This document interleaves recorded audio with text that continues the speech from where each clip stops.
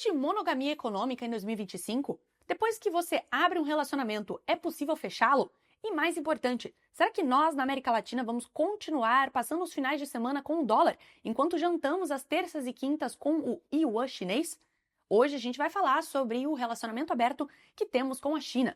Vamos falar também sobre como a Netflix está disposta a tomar uma das maiores dívidas da história para comprar o Warner Bros., enquanto você se contenta com uma mensagem de bom dia dada na segunda-feira, à 1 da tarde, sendo que seu encontro foi no sábado.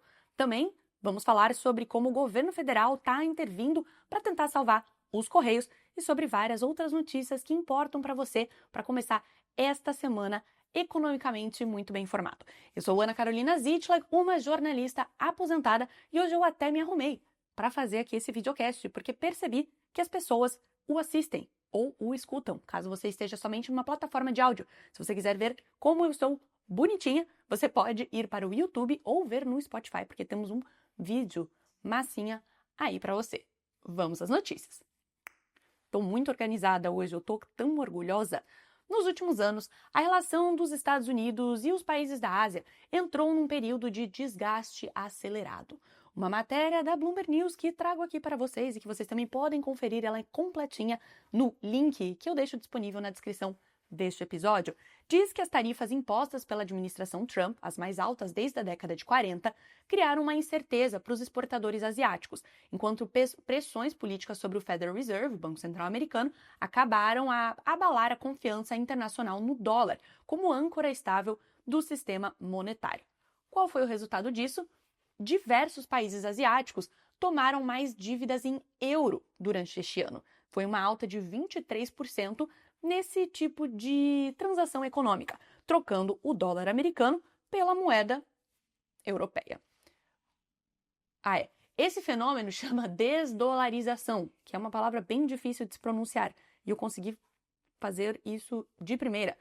Isso passou da teoria que esses países têm falado ao longo de muitos anos, inclusive países do BRICS, o governo brasileiro falou isso, o governo da África do Sul também já falou isso, e agora isso está tomando proporções concretas. Realmente os países estão trocando algumas transações econômicas que eram antes feitas em dólar para outras moedas.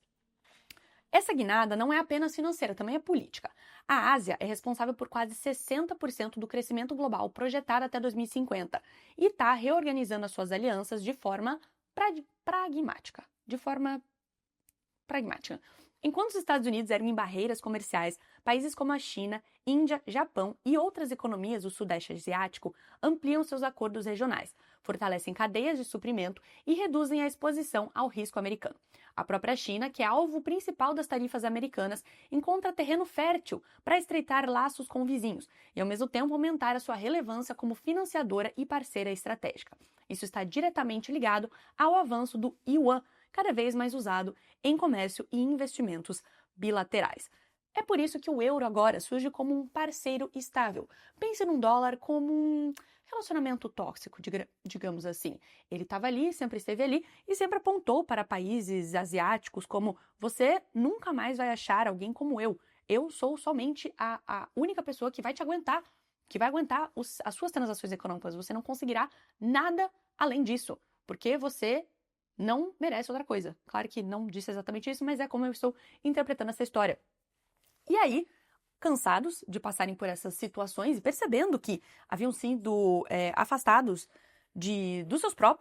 das suas próprias alianças comerciais locais, os países asiáticos começaram a perceber que talvez o dólar não estivesse certo, de que talvez eles fossem bons o suficiente para encontrar um outro tipo de relacionamento, um relacionamento mais estável, que não ameaça com tarifas e que não tem comportamentos politicamente um pouco confusos que põem pressão na criação de juros nos Estados Unidos e que acabam por pressionar o dólar. Por isso, essas economias buscaram o euro como uma alternativa para esses empréstimos, para essas dívidas.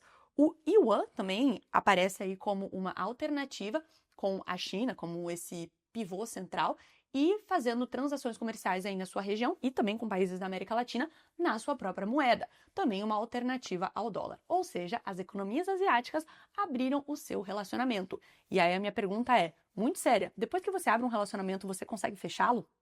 Minha opinião pessoal é que não. Mas aí, talvez eu arrume uma briga com os não monogâmicos. Mas, é minha opinião pessoal. Não sabemos, né? Nunca passei por isso. Então, talvez eu esteja errada. Grandes corporações asiáticas, como o NTT e o SoftBank, passaram a considerar a Europa como um ambiente preferencial para captação. Um movimento reforçado pela queda no custo de swap e pelo apetite de investidores europeus. Swap é quanto você ganha na hora... Peraí, eu não faço a menor ideia do que é um swap. Eu sabia em algum momento e agora eu esqueci. Swap cambial. Vamos pegar aqui um resumo fácil. O podcast é assim mesmo, tá? Se você chegou hoje, eu paro no meio, porque depois eu não quero editar. Swap cambial é um contrato financeiro derivativo, onde duas partes trocam fluxos de pagamento baseados em diferentes indexadores, geralmente a variação cambial, como o dólar, por uma taxa de juros fixa, como o CDI ou a Selic, sem a troca física das moedas, funcionando como um seguro para proteger contra a volatilidade do câmbio e gerenciar riscos, sendo muito usado pelo Banco Central para estabilizar o dólar. Lembrei. É isso mesmo aí que diz. Em vez de você ficar dependente da taxa cambial, da troca de moedas, que pode variar de um dia para o outro, dependendo do que acontecer no mundo, você fecha um contrato e diz, beleza, daqui a um mês, daqui a 2 meses, daqui a um ano, eu vou pagar essa taxa de câmbio, independentemente do que acontecer. E aí, com isso, eles trocam esses contratos, que faz com que as moedas fiquem mais, as transações econômicas entre diferentes moedas fiquem mais estáveis. E é isso que aconteceu agora na Ásia com essas moedas. Houve uma queda nesse preço de troca entre elas, o que ajudou a fazer com que elas trocassem o dólar por outras moedas. Nesse contexto de rearranjo global, a América Latina emerge como um campo de disputa entre grandes potências. É aqui que a China avança de maneira decisiva.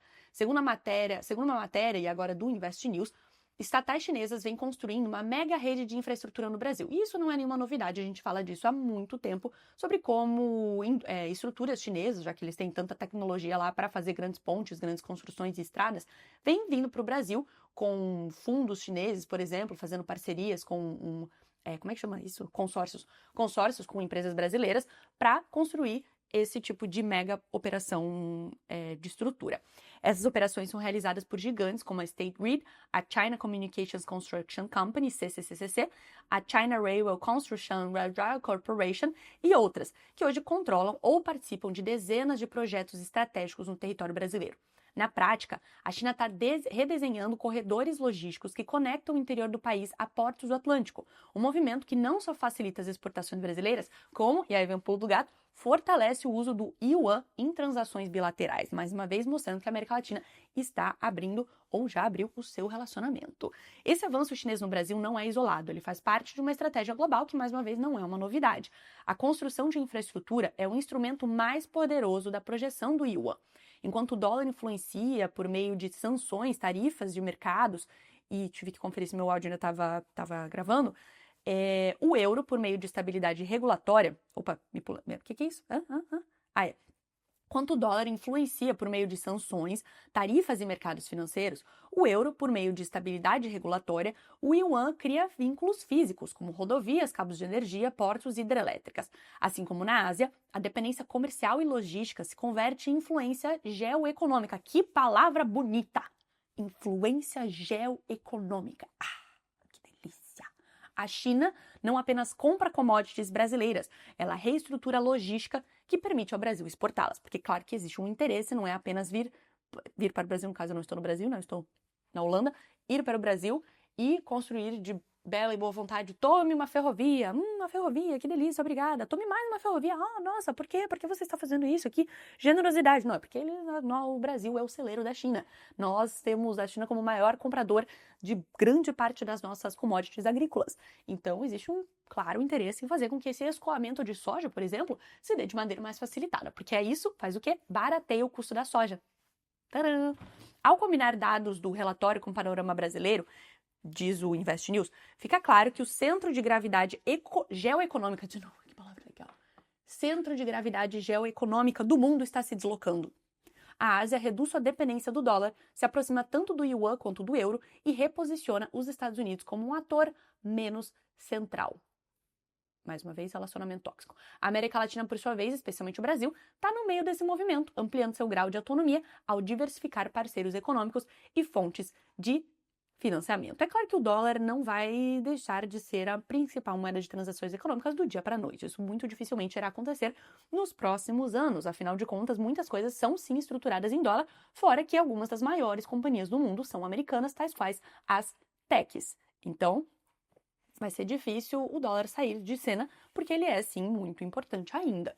O que emerge desse processo não é uma ruptura súbita, mas uma transição acelerada para um sistema financeiro multipolar, no qual nenhuma moeda reina sozinha e nenhum país aceita mais uma única opção de relacionamento econômico. Europa, China e Estados Unidos formam agora um triângulo de influência que se sobrepõe e se confronta, enquanto regiões como Ásia e América Latina estão se tornando mais protagonistas e podendo escolher com quem elas vão se alinhar. O governo Lula buscou a Caixa Econômica Federal para viabilizar um empréstimo de 20 bilhões de reais aos Correios, após o Tesouro Nacional rejeitar a proposta feita por 5 bancos, incluindo o Banco do Brasil, por considerar os juros altos demais, mesmo com garantia soberana. A equipe econômica, caso você não esteja acompanhando aí muito bem o que está acontecendo nos Correios, teme que os Correios não consigam pagar a segunda parcela do 13º salário no dia 20 de dezembro, o que tornou um tema crítico e acelerou as análises de alternativas. Entre elas, está sendo avaliado um aporte direto do governo, ou até mesmo a abertura de um crédito extraordinário, opção mencionada em uma reunião da Junta de Execução Orçamentária.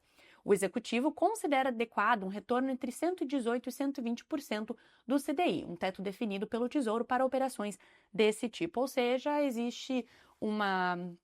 O governo vai emprestar dinheiro da Caixa Federal, apesar de ser Caixa Federal, ser uma companhia pública, não dá para só tirar dinheiro de lá, né? Então precisa ser feito um empréstimo que vai ser pago juros lá na frente pelo governo federal. E aí é isso que eles estão batendo papinho aqui para ver onde que eles vão acertar esses juros, qual que é o patamar adequado para ambos os lados.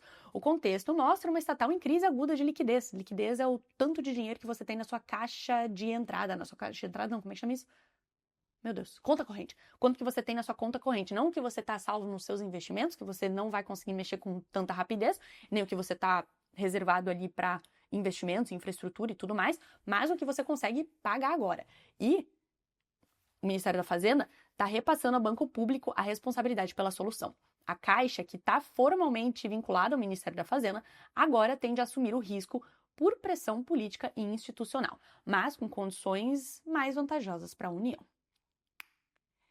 E aqui vamos para provavelmente a notícia econômica mais importante da semana, fora da Netflix, que é muito legal. Pera aí que eu vou tomar água. Alguém reclamou nos comentários do barulho da água, mas aí você pensa que é aquele trequinho de barulhinho, sabe? Tô fazendo esse microfone fake aqui porque eu uso meu microfonezinho mesmo, que esse aqui dá um pouco de trabalho para editar.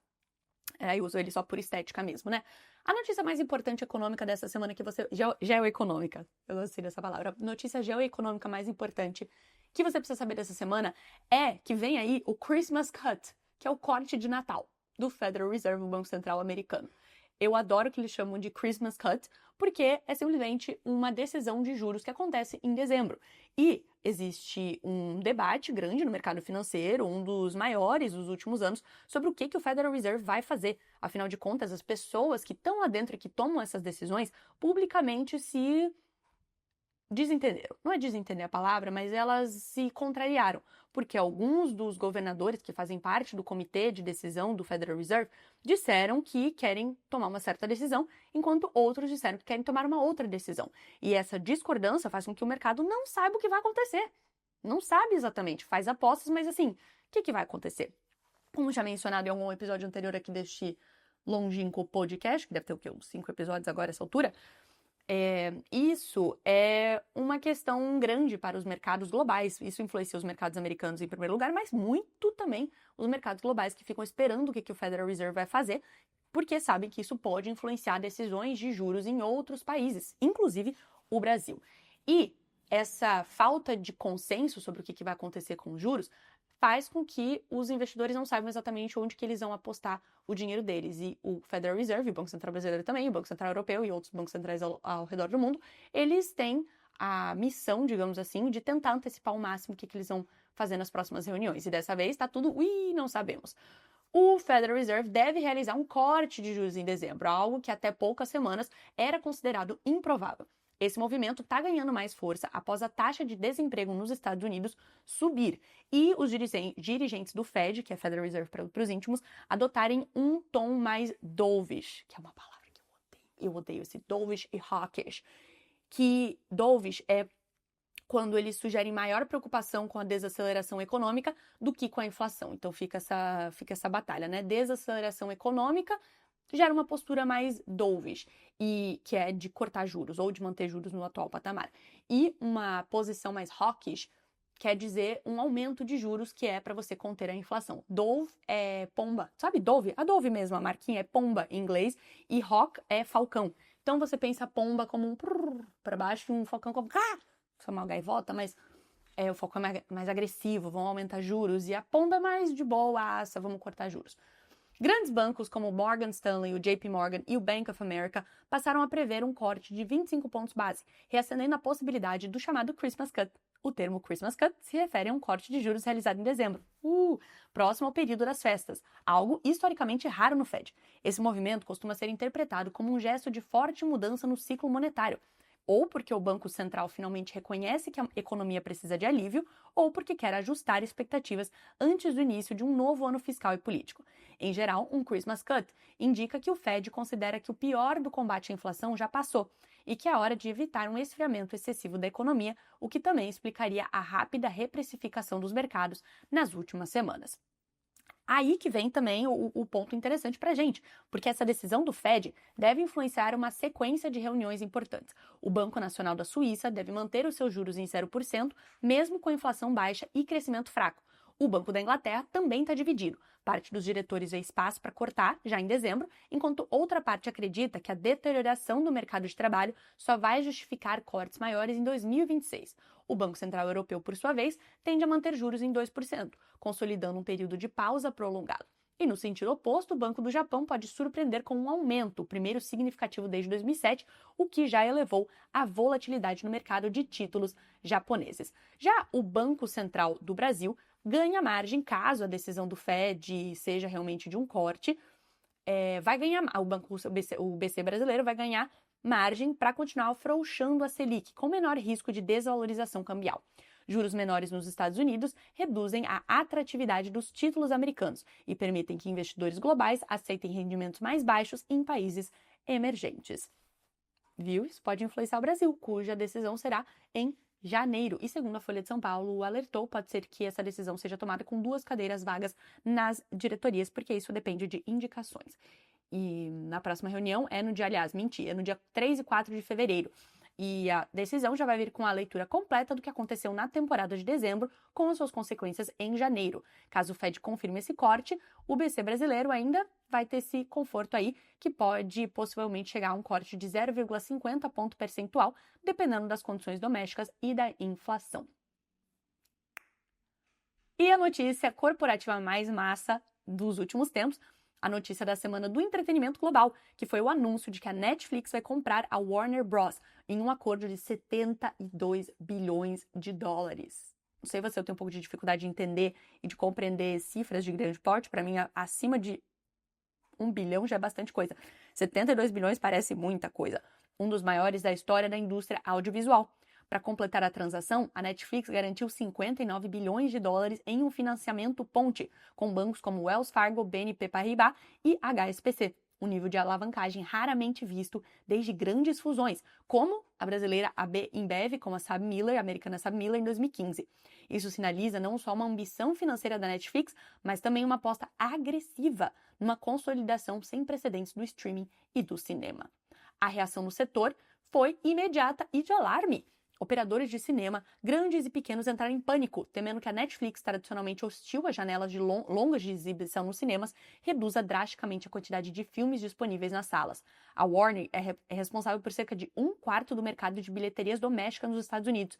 Se a Netflix optar por desviar parte desse catálogo, exclusivamente para o streaming, o choque pode ser catastrófico para redes pequenas e independentes. A principal associação mundial de exibidores de filmes, como é que chama? Cinema United, declarou publicamente que a fusão representa uma ameaça que pode comprometer até 25% do faturamento anual das bilheterias, criando um efeito dominó que poderia resultar no fechamento de cinemas locais e menor diversidade cultural dentro das salas, segundo eles. O CEO Michael O'Leary afirmou que a Netflix seguraria uma corda no pescoço do mercado de cinema tradicional. Produtores, diretores e sindicatos também se uniram contra o acordo, enviando uma carta ao Congresso americano alertando para o impacto econômico e institucional do negócio. Eles temem que a Netflix use a sua nova posição dominante para redesenhar todo o circuito de distribuição, reduzindo janelas de exibição, modificando acordos de licenciamento e priorizando o streaming em detrimento da experiência coletiva do cinema. A fusão pode, segundo eles, comprometer cadeias de receita fundamentais para a sobrevivência dos criadores. E uma última notícia para os grandes fãs de Fórmula 1, esse esporte que segue sendo um mistério para mim em termos de entretenimento, mas também dizendo que eu nunca assisti aquela série famosa da Netflix sobre isso, então pode ser que é por isso que eu não tenho esse apelo tão grande, se bem que talvez eu fosse, porque uma vez eu fiquei viciada em ciclismo, porque tem dois documentários, 2 temporadas, na verdade, muito boas na Netflix sobre o Tour de France, que é a maior competição de ciclismo do mundo, que é muito doido. É muito doido. É tipo Fórmula 1, só que numa bicicleta. Ou seja, claro que Fórmula 1 também é perigosa, mas assim, você tá numa bicicleta, pedalando muito, muito rápido, no meio de muita gente, tem uns acidentes, assim, que é... Dito isso, Lando Norris conquistou seu primeiro título mundial de Fórmula 1 e fez questão de levar a sua família para Abu Dhabi, destacando a importância que eles tiveram na sua carreira. O seu pai, e aí que a notícia é uma curiosidadezinha aqui, o Adam Norris é um dos empresários mais ricos do Reino Unido, com uma fortuna estimada em 200 milhões de libras, ou equivalente a R$1 bilhão. Ele fundou a Hargreaves Lansdown, que é uma gigante do setor de investimentos e previdência, e acumulou uma riqueza suficiente para se aposentar aos 36 anos após um IPO bem-sucedido da sua empresa. Era só isso que eu queria comentar mesmo. E vamos agora ao quadro, alguma coisa que um gringo fez ao longo dessa semana que me irritou. Como eu disse, eu moro na Holanda e eu estou aqui há um tempo fazendo um mestrado. E esse final de semana eu fui ver um espetáculo de dança. Muito bonito, inclusive, bem legal, bem incrível. E aí, cheguei com os meus amigos brasileiros e portugueses, chegamos no teatro, normal, conversando, num tom civilizado, não estávamos gritando, estávamos apenas conversando e sendo latinos e conversando, lá. E éramos, muito provavelmente, as únicas pessoas numa faixa etária abaixo de 60 anos no teatro. Chegamos, sentamos. Deu 2 segundos, a minha amiga estava com um rabo de cavalo tal qual o meu, talvez um pouquinho mais pra cima. Assim. Algo assim. Uma senhora, atrás, e a minha amiga é baixinha, uma senhora atrás dela fez: seu rabo de cavalo tá muito alto, vai ficar na minha frente. Vocês estão entendendo? Uma pessoa cutucou a minha amiga pra falar que o rabo de cavalo dela tava muito alto, que ia ficar na frente dela, sendo que não estava. Não estava, foi simplesmente porque chegamos conversando. E aí ela já cutucou. E aí a gente começou a ouvir que ela tava bufando atrás da gente. Isso, o espetáculo não tinha começado, tá bom? Já vou... Esse também é um ponto muito importante, realmente. Eu odeio pessoa que cochicha. Se você é uma pessoa que cochicha, você tem completa e total desaprovação na minha parte. Cochichar não faz com que as pessoas não prestem atenção. Aliás, é pior, porque se você fala num tom normal de voz, não fica aquela coisa, você já... Sabe? Agora, o cochicho é uma coisa insuportável, porque eu não consigo entender como é que as pessoas que cochicham acham que ninguém tá ouvindo elas. Tipo, na sala de aula, tá lá aquele... Todo mundo tá te ouvindo, cara. Todo mundo tá prestando atenção em você. Para de cochichar. Entendeu? Isso pra dizer que eu não cochicho. Ou seja, estávamos antes da apresentação, falando num tempo normal, num tom normal, e a senhorinha bufando atrás da gente, até que ela começou a fazer shh pra gente. Vocês têm noção? O espetáculo não tinha começado, ela começou a fazer shh pra gente. É difícil não virar e não falar. Escuta aqui, minha senhora. Foi isso que me irritou esse final de semana. Mas foi só isso mesmo. Eu sou uma pessoa de luz. Sou uma pessoa de luz, eu não me irrito. Com facilidade, mentira. Era isso que eu tinha pra contar pra vocês. Sigam o videocast, curtam, mandem pros seus amigos, postem nos stories, me sigam no Instagram, ana.sieds. Eu faço videozinhos lá explicando essas coisas aqui que eu contei pra vocês. E nos vemos nos vemos nas redes sociais na próxima semana, que vai ser a semana do Natal, que eu vou estar no Brasil. Não, semana que eu vou estar... Não, na outra semana. Semana que vem eu vou pro Brasil. Graças a Deus eu vou pro Brasil. Que felicidade. Todos os dias e todos os momentos eu penso nisso. Então tá bom, acabou. Beijo.